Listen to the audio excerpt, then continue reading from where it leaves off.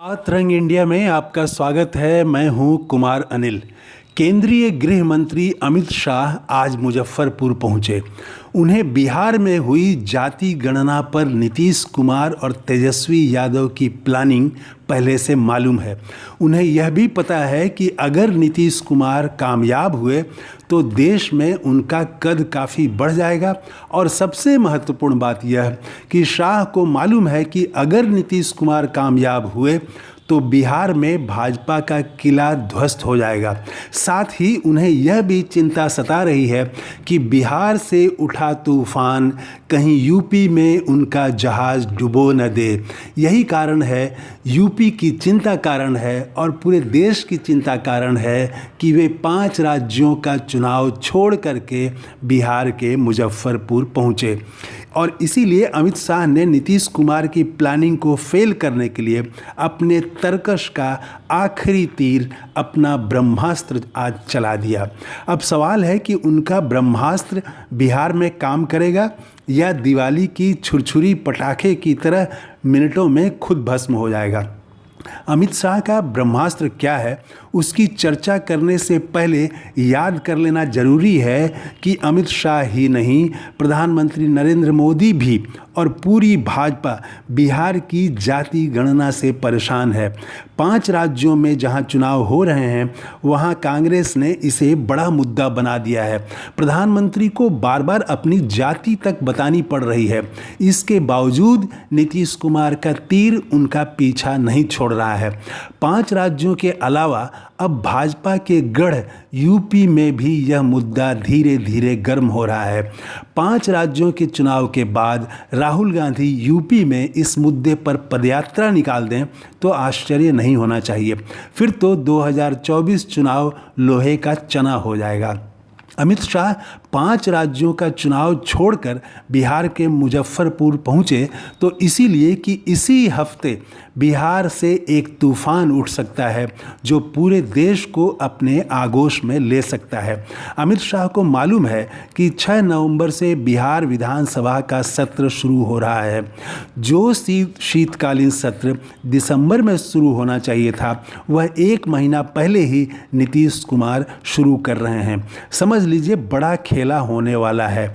नीतीश कुमार इस सत्र में जाति गणना की विस्तृत रिपोर्ट पेश करेंगे और यह भी तय माना जा रहा है कि आरक्षण का कोटा बढ़ाने का प्रस्ताव करेंगे, अति पिछड़ों का कोटा बढ़ाने का प्रस्ताव करेंगे।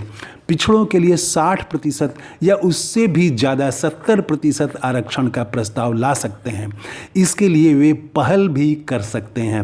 फिर समझिए अति पिछड़ों में कैसा उत्साह होगा, पिछड़ों में कैसी उमंग होगी और फिर बिहार में सामाजिक समीकरण पूरी तरह बदल जाने की संभावना है।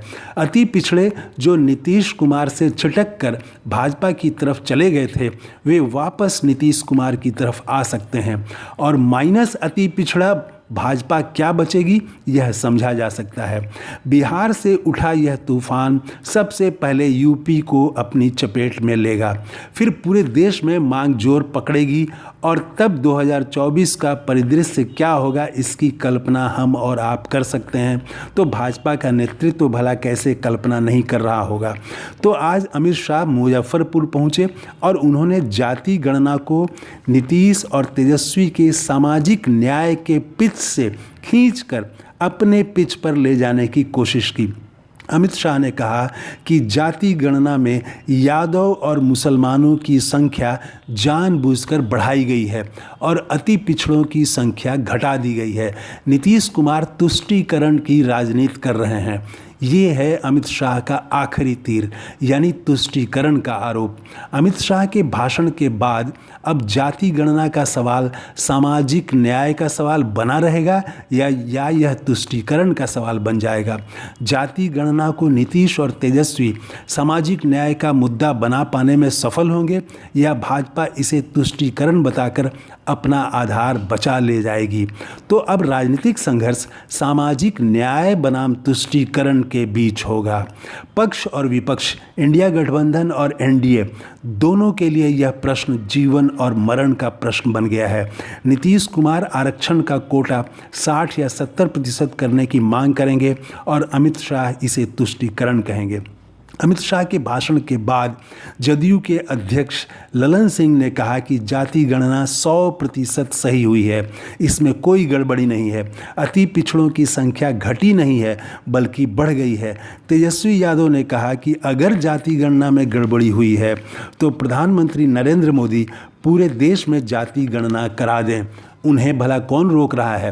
तेजस्वी यादव ने यह भी कहा कि भाजपा शासित राज्यों में अति पिछड़ों की गणना क्यों नहीं करा रही है सरकार वहाँ की।